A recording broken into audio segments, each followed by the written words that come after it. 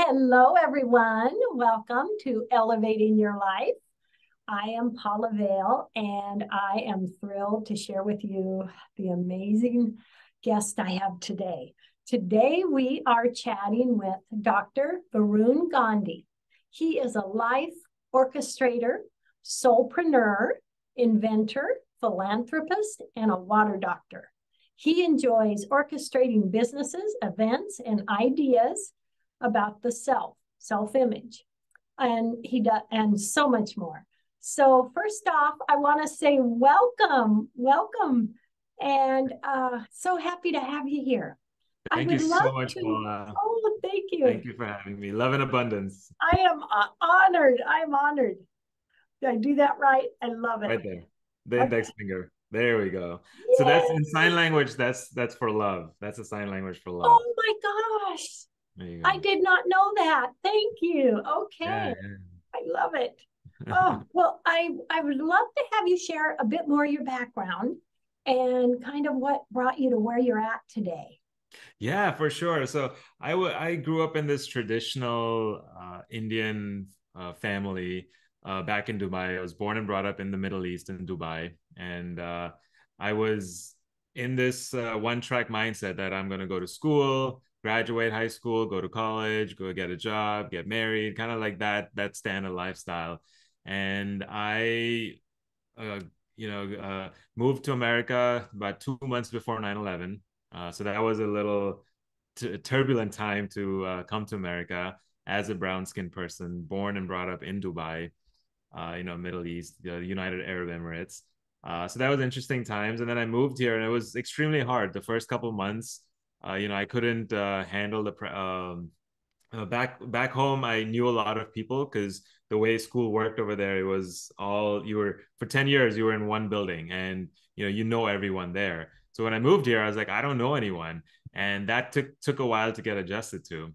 So finally, I made it all the way through this progression of life, all the way graduated with a PhD in environmental engineering. And that's the origination of the term water doctor, where I have a doctorate in water treatment technologies. So very specific PhD. And after that, I got a job, moved from Atlanta all the way out to Boise, Idaho, across country. This was a time where all I knew about USA was Atlanta, Georgia. So I didn't even know Boise, Idaho existed. I mean, I knew of the bigger cities like LA and New York, but Boise, I Mhm. was like, what? Um, but well, I ended up moving out there. Beautiful country. I love it. And that's got me exploring the Pacific Northwest at that time and highly recommend going there. So I moved out there, and this right before I graduated, right before I moved out there and started this job, I'd gone through this harsh breakup, and it was a 2 year relationship, and I thought she was the one, and then finally it all broke apart, and now I was in this space where my graduation is 3 months out. I have to write my 200-page dissertation, and I can't focus because I just broke up, and I would literally wake up every morning with tears in my eyes, not wanting to accept this reality. It was, yeah, I couldn't accept that I was in this new reality. And when I would dream or sleep, I would go to sleep thinking about my past, my old reality, and I'd wake up in this new present, and I was like, I can't handle it. But then I had to push myself out of bed because I had to graduate. I had 3 months left. My advisor was kicking me out. He was like, "You have to leave. You have to graduate." And so I made it through, graduated, moved out to Boise, Idaho. Now this move, I was just went through this whole pain and suffering, and I was still in pain and suffering while I moved to Boise, Idaho. So being in this new place, it could have represented this, moving into the darkness, into the cave, not knowing anyone in this place. So I could have really kind of just hunkered down and focused on myself. But I was so busy, so focused on the next thing, the next achievement, that wheel of life, that cycle, that rat race, that I didn't even have an opportunity to sit down with myself and really slow down my life and understand, like, what is this? Because thus far I had been just focused on everything external, everything outside of me. So finally, I move out there, and I had this opportunity, but I didn't take it. The pain and suffering was too strong to bear. And so I would Once I made some friends, the weekends were partying.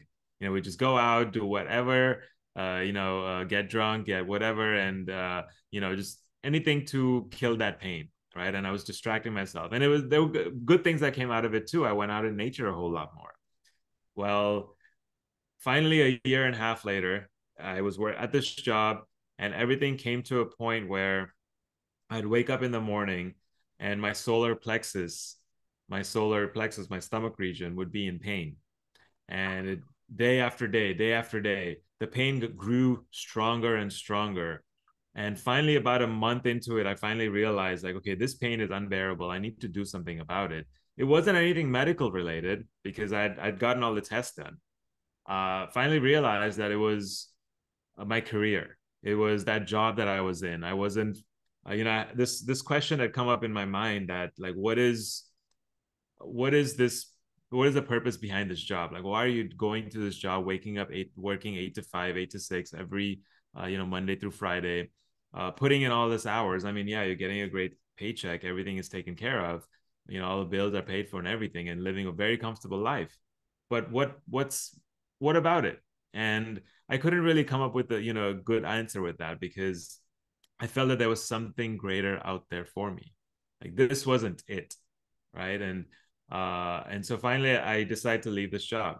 And at the very beginning, once I made this decision, I got a lot of pushback from my parents, from family, from, like, you were in college for 9.5 years, and now all of a sudden you want to leave everything behind and do something different. I was like, yeah, that's what I want to do.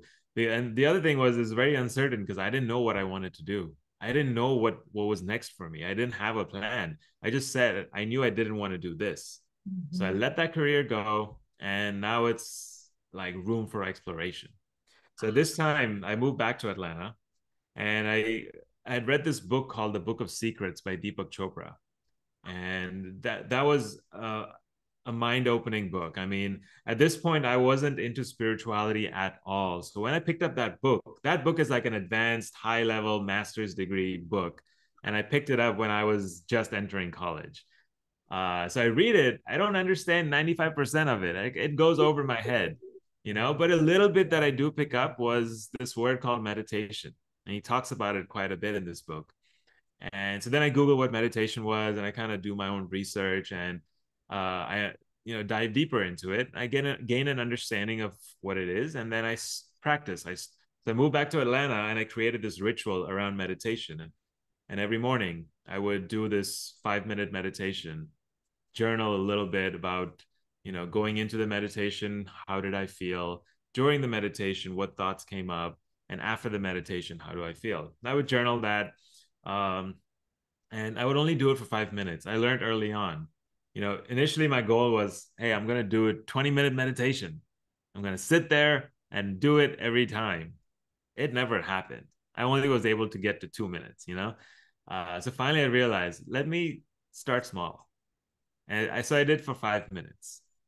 At this time, because I never had this space to introspect, my thoughts were constantly racing. It was like a very turbulent ocean, waves at the very top of at the ocean.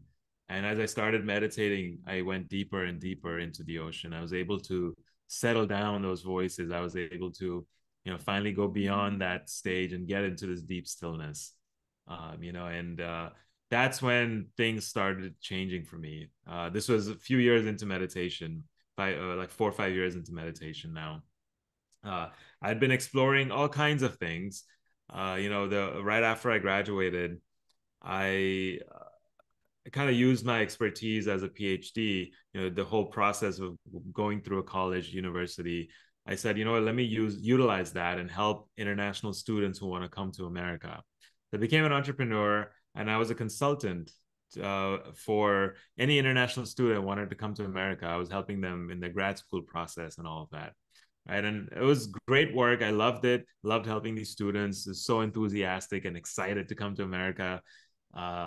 But then finally, about a couple of years into it, I realized that there was something missing. Like I was diving deeper into meditation on the one hand, and I was doing this entrepreneurship on the other hand, and I wanted to merge the two. I wanted to bring both of them together, and that's where I came up with this term called the soulpreneur. Entrepreneur with the soul work. I love it. And I started helping other soulpreneurs promote their work. Like give them a voice, give them a way to share their work and gain more clients. So I was, helping them because I realized there were so many great healers out there. There's so many great meditation guides out there. Uh, and I want them to be heard by the people because people need this. They don't realize it. A lot of them don't realize it. There's a majority of the people right now that don't realize that they need it. But I want to find a way to bring them together. So that was my goal at the very beginning. I said, let me just do this. So I ran into several different entrepreneurs, soulpreneurs, partnered up with them, and also along the way created several different products and services that I want to share with people as well. And so some of the products are something called the Miracle Food, which is a all natural body cleanse that it's a set of oils that you take, and it's a 14-day regimen. You drink a little bit every day, and it cleanses the body from the inside and removes all of those toxins and all of that, the stuff, that gunk that's built up in the colon, and starts pushing it out. And so fascinating journey that I've had since I started in this. I'll tell you what, like one of the things that I learned is, like, imagine the room that you're in right now, Paula, having a whole bunch of dots, like a whole bunch of pixels all around you. And my career was just, I was focused on that one little dot in this room, not realizing that all of the other dots also existed. I was just so focused on that one thing. And just for 30 years, I was just on that thing, on that one dot. And now, since I left that dot and I've started bouncing around all of these other dots to realize, to kind of dive deeper and understand, what am I gravitating towards? What kinds of things do I enjoy? What do I want to share with people in this world? And what is the message that I want to leave behind? So that's that, and that's all of self-awareness, diving deeper with meditation and becoming more aware of my thoughts, of the things that were going on in my head, and how all of that is related to my emotions. And the thoughts that I'm speaking, I'm sharing with myself, is directly affecting how I feel, and how I feel then affects the thoughts that I'm thinking. And it's just a cycle that happens, and I have to slow down through meditation to really understand that I am governing my own life. Yes. That's how I think self-awareness is a power. And 2022, 2023, it's a great time. If you're not meditating already, it's a great time to start. Yes. And that self-awareness and the meditation, it affects our physical body hugely, doesn't it?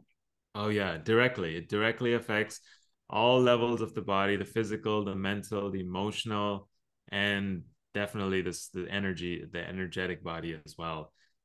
It's such a powerful tool that I don't think we talk about it enough.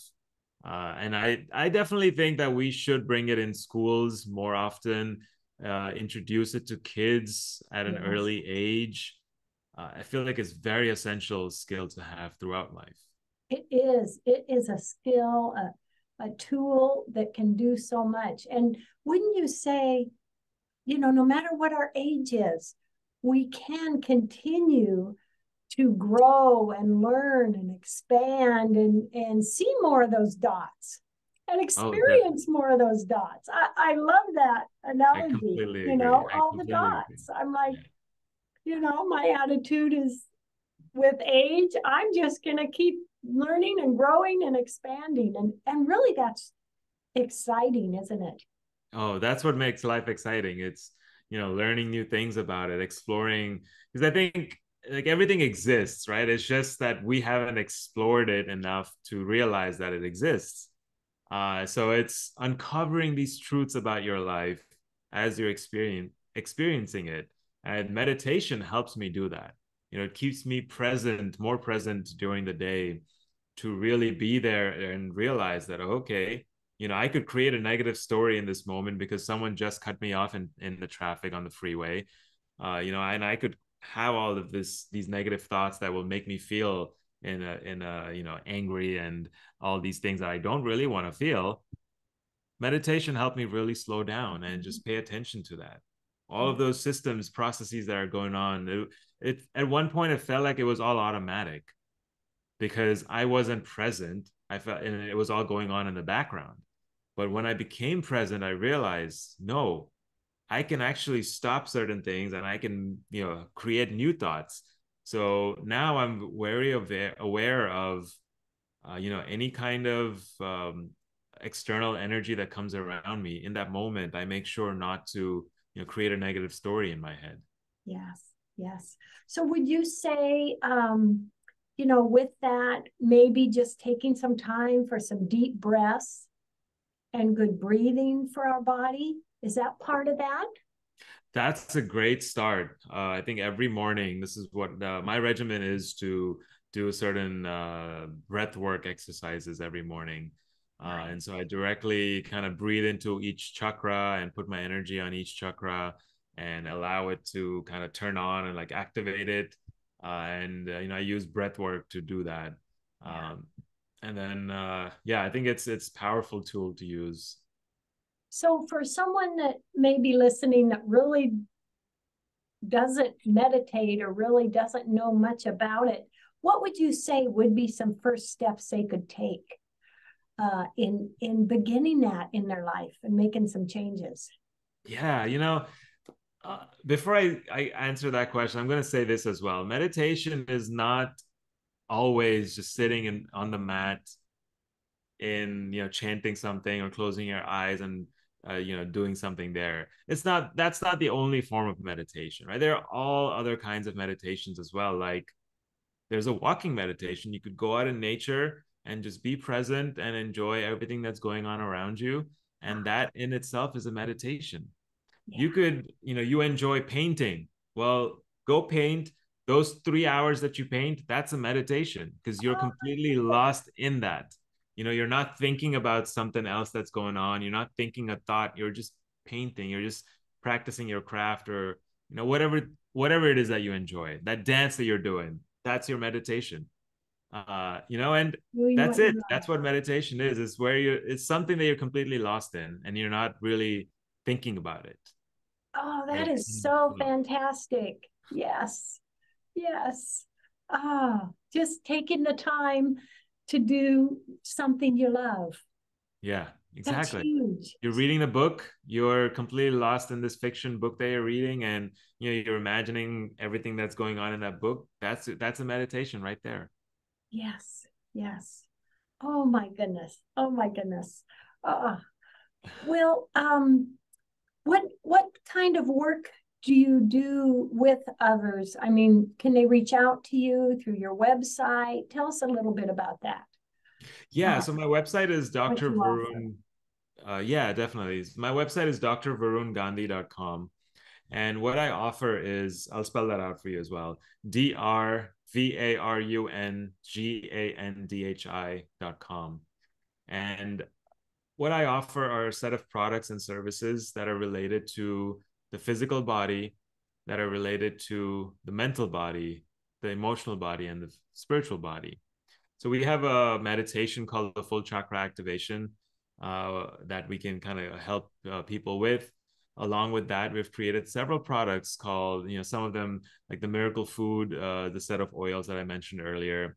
We have another product called the Miracle Tea, which is a combination of 9 different herbs. And we combine that in a tea and have a tea bag for that.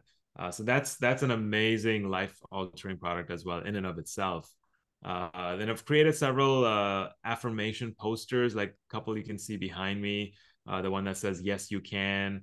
There's another one across from me that says "Express yourself." It's kind of like these reminders on a daily basis that I keep in my office that help me, work with ease through my day.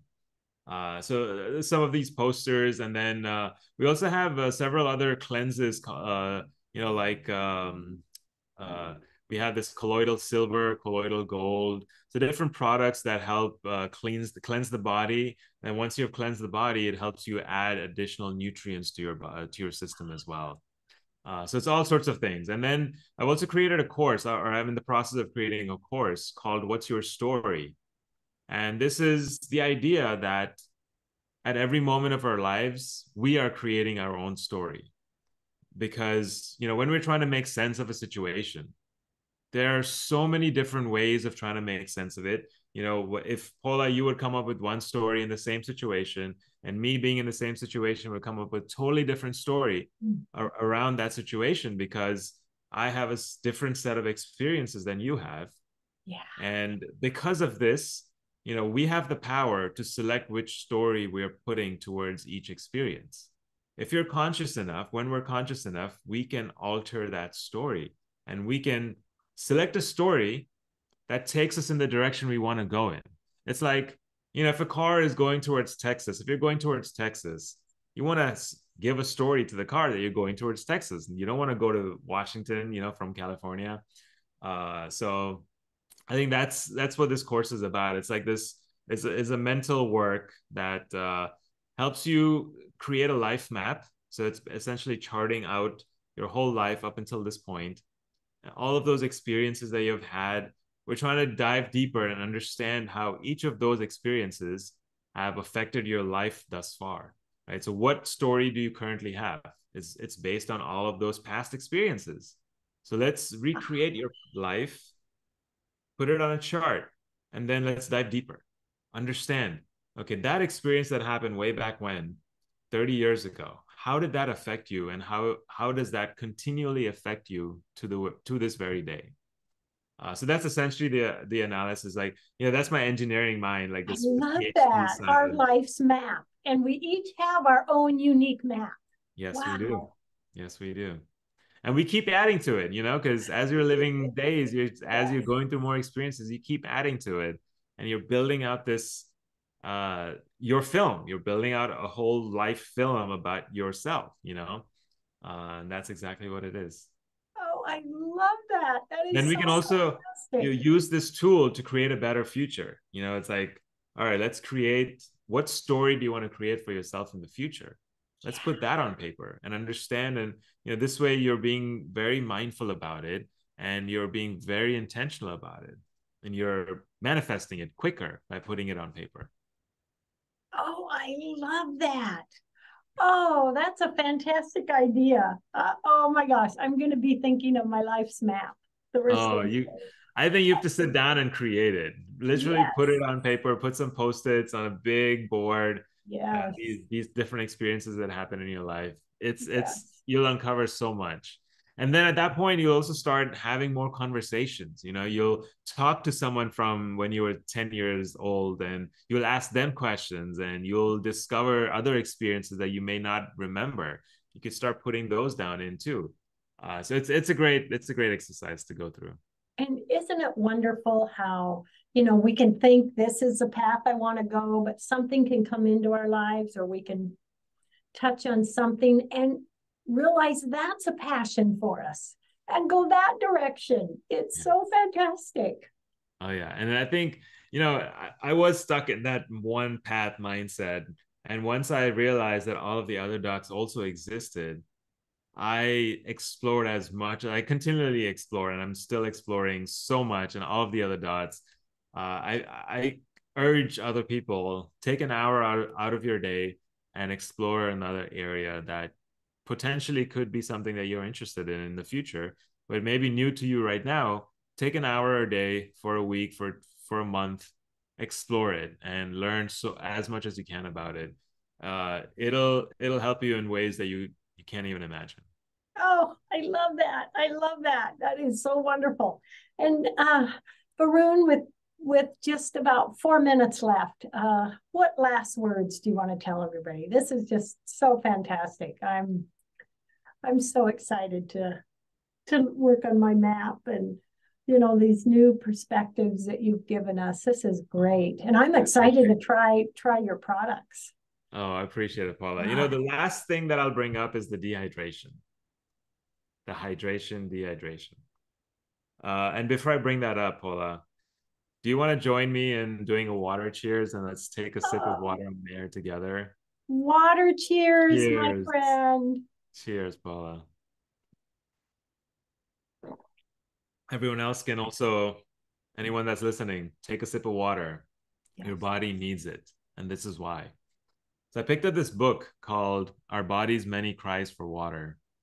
And this book was written by a Persian doctor way back in the late 80s, early 90s, when Iran was going through the revolution. And he was thrown in jail. And while he was in jail, he was observing some of the prisoners. And he was seeing that what he observed was that they were kind of keeled over, almost like near deathbed, kind of very lacking energy. And he was trying to come up with a solution. He's being a doctor. And what he did is he didn't have a lot of tools. He just gave them some water. And he kept giving them water. Over a 3-hour period, he just kept feeding them water, water, water. And within 6 hours, he saw great improvement in their energy. Within 18 hours, I think they were completely back to normal just by feeding them enough water. And he realized that there's something there. So that sparked his curiosity. And then he dove deeper into this topic about water. And he realized that our paradigm is completely off on what we're putting into our system. Look, our body, as we know, is 70 to 75% water. Our brain is 85% water. There's so much water inside of us, but yet we are always putting in more food than water in our system. We're putting in more solids. The solid portion of our system is only 25, 20, 25, 30%. We're putting in more food than water into our system. We're not hydrating our bodies enough. Mm-hmm. Our goal is to increase our water output. And I'm going to tell you this, there is no set limit that, oh, you need to have so much water in your body. I think every body is different. Some bodies need more water, some bodies don't need as much water.